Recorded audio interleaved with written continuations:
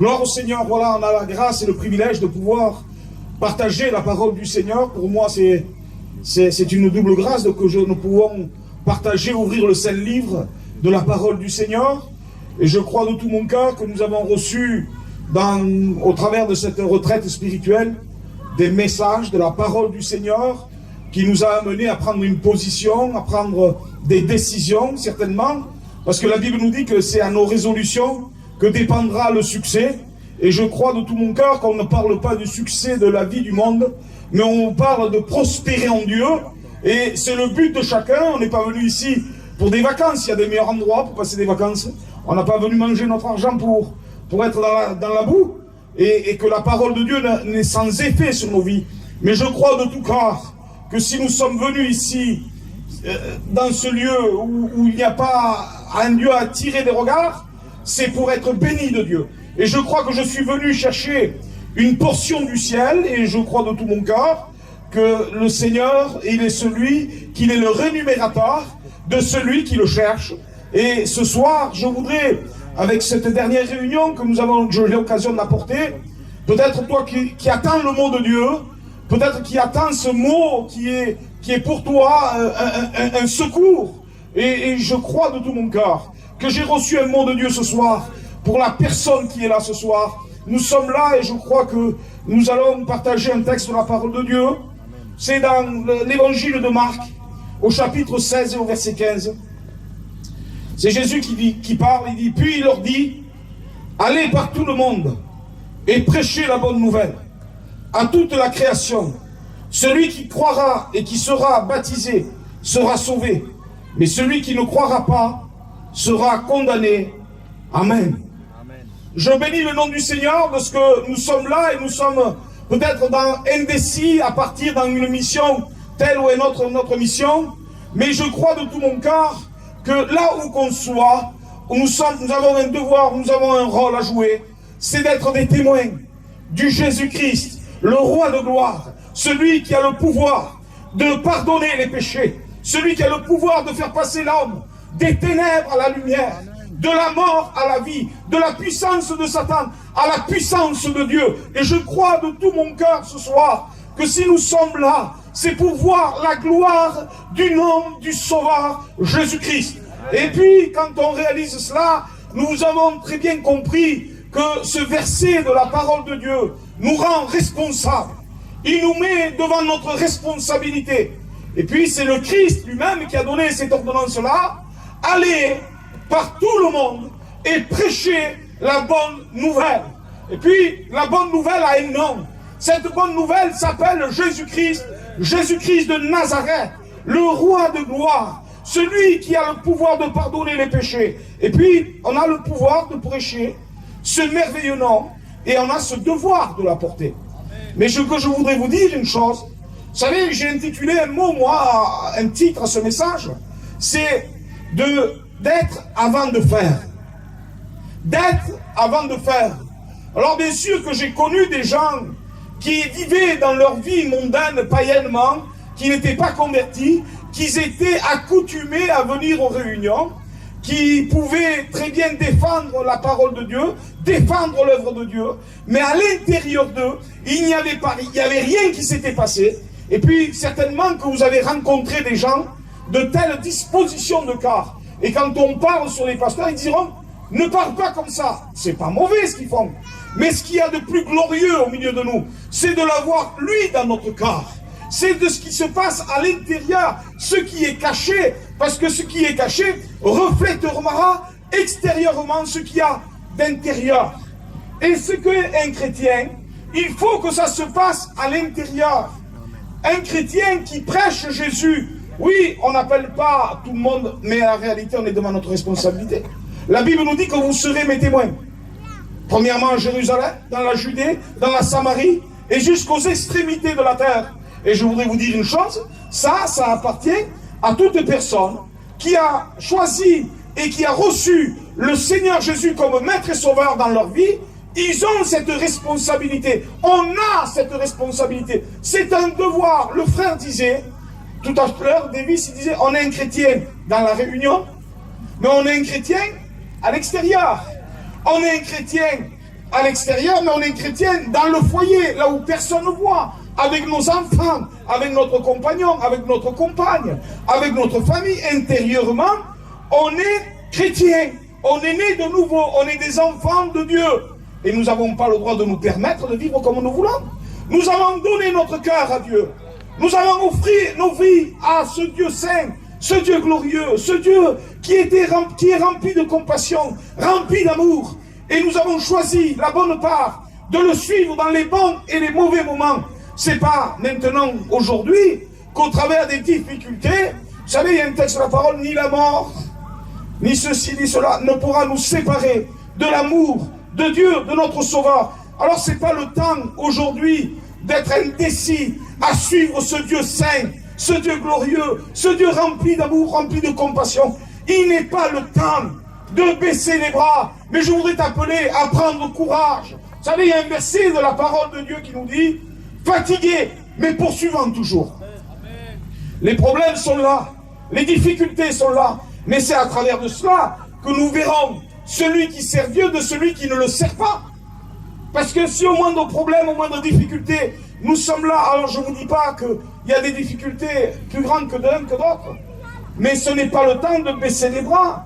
Vous savez, quand on réalise cela, et puis quand je voudrais vous dire, la Bible nous parle dans le livre des Actes des Apôtres, au chapitre 1 et au verset 8, il dit, mais vous recevrez une puissance, le Saint-Esprit survenant sur vous, et vous serez mes témoins à Jérusalem, dans toute la Judée, dans la Samarie, et jusqu'aux extrémités de la terre.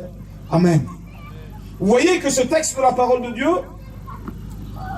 il faut recevoir pour être. Il faut avoir reçu pour pouvoir apporter et communiquer.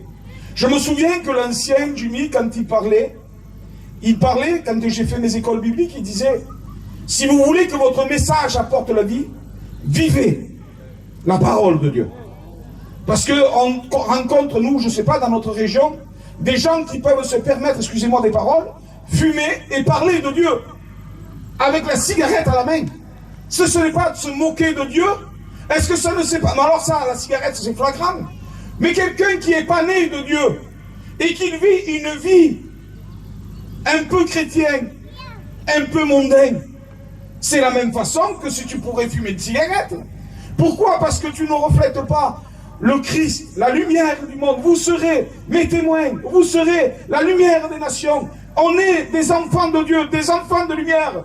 Et il n'y a pas de relation entre les ténèbres et la lumière. Nous devons nous détacher des œuvres infructueuses des ténèbres. Peuple de Dieu, nous avons choisi de servir ce Dieu véritable. Nous nous sommes engagés dans les bons et les mauvais moments. Nous avons choisi de le suivre. Vous savez, quand on réalise cela, on réalise qu'on ne suit pas n'importe qui et n'importe quoi. On ne suit pas une religion, mais on suit le Dieu que la Bible nous dit que la mort n'a pas pu le retenir. La Bible nous dit qu'il est vivant, il est ressuscité, il est mort, mais bien plus, le troisième jour, il est ressuscité. La mort n'a pas pu le retenir, elle n'a eu aucun pouvoir sur lui, mais je rends gloire à Dieu de ce qu'il est au milieu de nous. Il tient son œuvre dans ses mains, et c'est ce qui nous réjouit, c'est ce qui nous rassure, c'est qu'il est avec nous. Vous savez, quand je dis, j'ai une petite église à Montpellier, avec des frères qu'on essaie de maintenir l'œuvre de Dieu. Et je dis souvent à l'église, assurez-vous que Dieu soit dans vos décisions. Assurez-vous que Dieu soit dans cette affaire-là. Parce que si Dieu n'y est pas, tu le verras. Tu verras tôt ou tard ton échec, ta misère, ta sécheresse spirituelle. Quand on réalise que notre cœur est alimenté par la parole de Dieu, cette parole qui est un breuvage, qui ne se tarit pas, ce breuvage qui désaltère notre âme, on a besoin de se désaltérer auprès de la parole de Dieu. Tu sais que tu as un devoir, c'est d'éclairer. C'est d'éclairer ce que tu as autour de toi. Mais je ne suis pas un pasteur, je suis une sœur. Mais quelqu'un, vous savez, une lumière, on ne peut pas la cacher. On ne peut pas la mettre sous le boisseau, mais on la met sur la table. Qu'elle éclaire toute la maison. Elle éclaire tout notre entourage. C'est ce qui est la parole de Dieu. Un chrétien ne peut pas le cacher. Un chrétien, on ne peut pas le mettre dans les ténèbres parce qu'il a la lumière en lui. Et c'est une lumière que le monde n'a pas accès en réalité. C'est une lumière inaccessible que nous avons reçue dans nos corps. Et ce soir, toi qui es là, le diable peut-être voudrait te faire baisser les bras. Peut-être te faire dire, mais moi, il n'y a personne de converti chez moi. Vous savez, je vais vous faire une confession, frères et sœurs. J'ai un fils de 26 ans. Il n'est pas converti. Mais j'ai une espérance. J'ai la foi. J'ai cette espérance qui ne trompe pas. Et je marche par cette espérance-là. Que moi et ma maison, nous servirons l'Éternel. C'est cette espérance-là. C'est un chrétien qui n'a pas d'espérance. C'est un chrétien qui se lamente. C'est un chrétien malheureux. C'est un chrétien dans la peur. C'est un chrétien dans l'angoisse. C'est un chrétien dans la dépression. Mais celui qui a cette espérance, la Bible nous dit, se sanctifie comme lui-même est pur. Et il voit la gloire de Dieu. Je veux voir la gloire de Dieu dans ma maison. Je veux voir mon fils se donner à Dieu. Tu veux voir toi aussi. Vivons, frères et sœurs, main dans la main, à genoux devant Dieu. Nous avons une lourde tâche, une lourde responsabilité. C'est de rester fidèle. La Bible nous dit qu'il n'y a pas de soldat qui s'embarrasse des choses de la vie s'il va le plaire à celui qui l'a enrôlé. Alors je voudrais vous dire ce soir qu'il y a tellement de choses qui veulent s'enrôler à nous, tellement d'affaires qui veulent en nous embarrasser. Mais ce soir, au travers de notre convention, de tous les messages qu'on a reçus, je crois de tout cœur que nous avons un devoir à faire, c'est de serrer la parole de Dieu dans notre cœur. La Bible nous dit, je serre ta parole dans mon cœur, afin de ne point pécher contre elle. Vous savez, quand on voit cela, on voit que il y a des gens qui marchent par routine, par religiosité, et qui se prétendent chrétiens.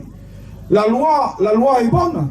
La loi, elle nous montre, elle nous enseigne, mais la grâce nous révèle. La loi, elle est celle qui va nous dire, tu feras, tu feras, tu feras. Mais la grâce, elle te dit, crois et tu verras la gloire de Dieu. La grâce, elle est celle qui se révèle dans le secret.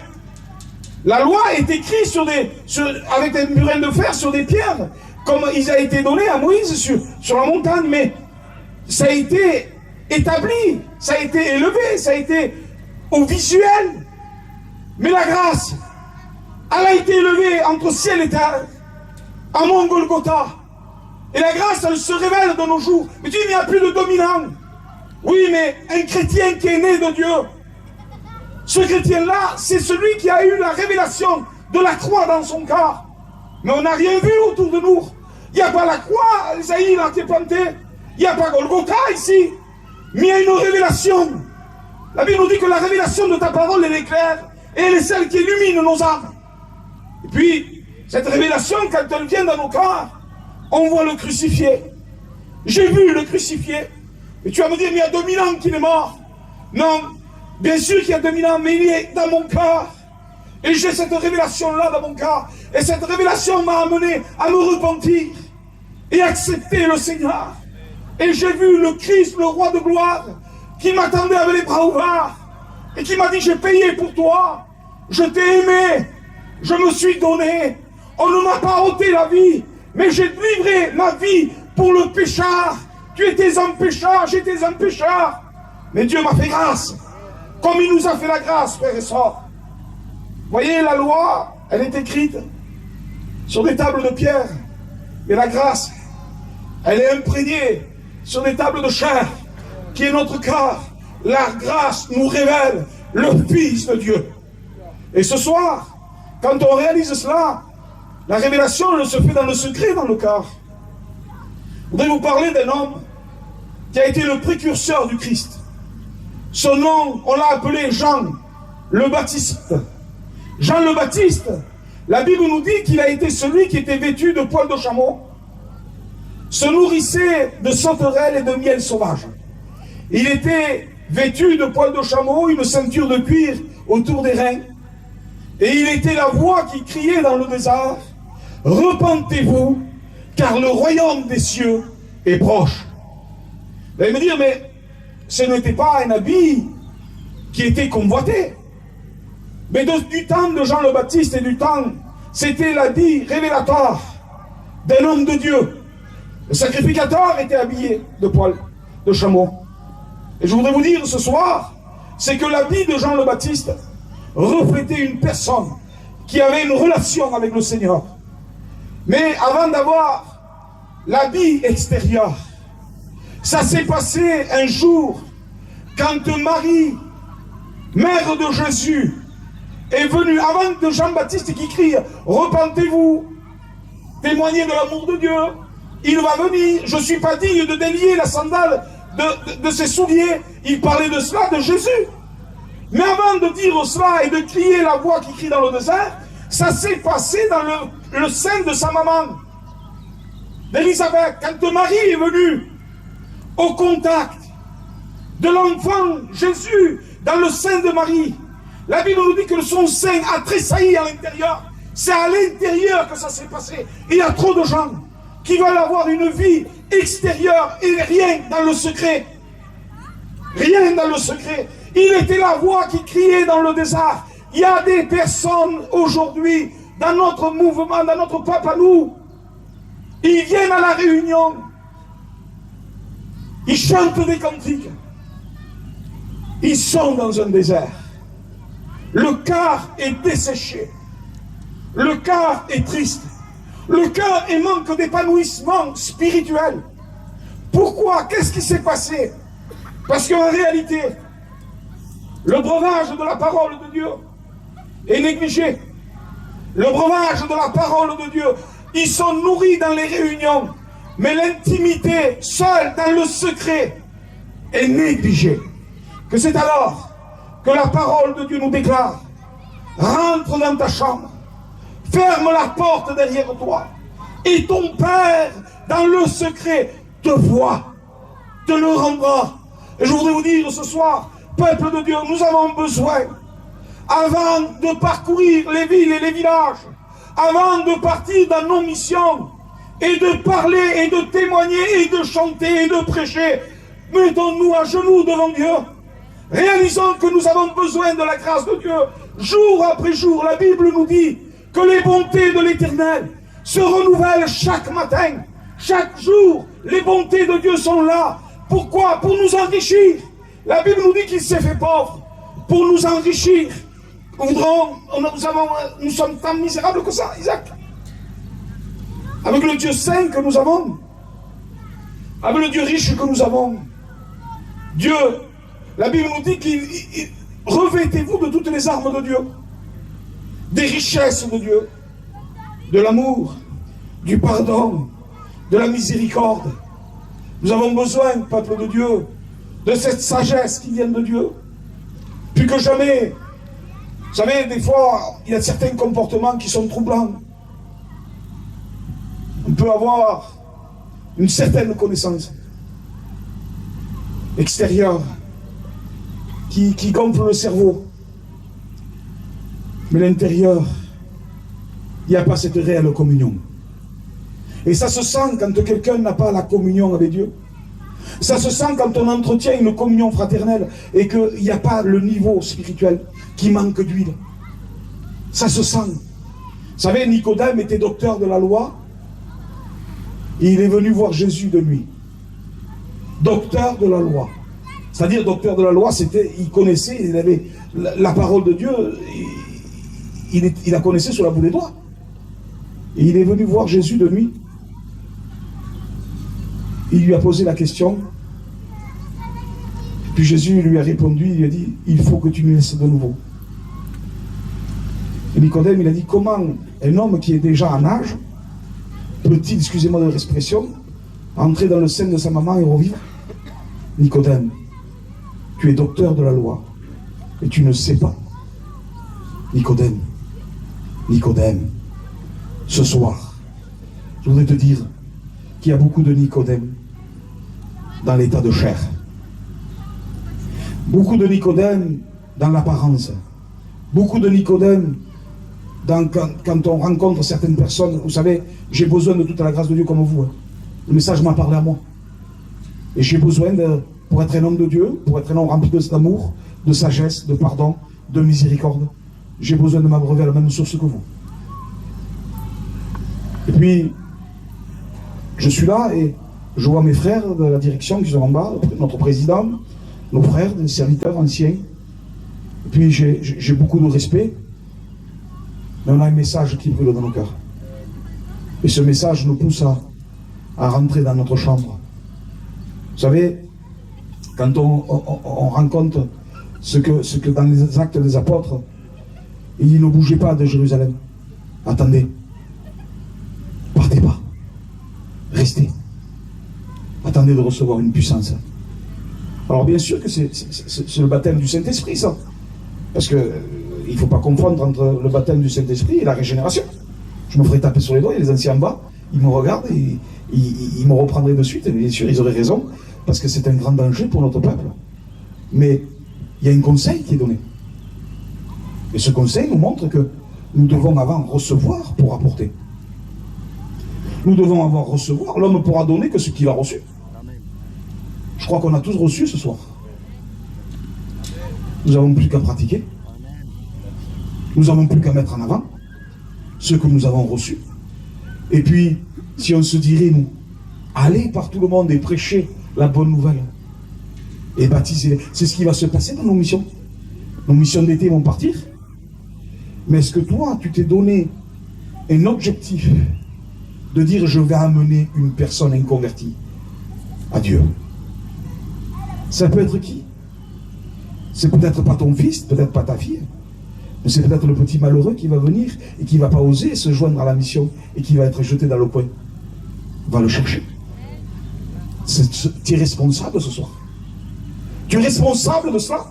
Tu me demandes ta responsabilité. Ou sinon tu dis non, mais les autres frères s'en vont dans telle ville, telle ville. Il y a des stands de foot qui nous attendent avec la pelouse et la grillade. Est-ce que c'est ça la bénédiction que tu attends? Ou c'est réellement être utile dans le plan de Dieu? Parce que si on se trompe en disant je vais aller dans telle mission, il va dans telle place, il ouvre telle place, il ouvre ceci, il ouvre cela, on va être béni. Béni, c'est excusez-moi de l'expression, je parle avec des mots un peu simples. C'est les tongs dans la pelouse? Ou c'est la poussière dans la bénédiction? Parce que si c'est les tongs dans la pelouse et qu'il y a la bénédiction, béni soit Dieu.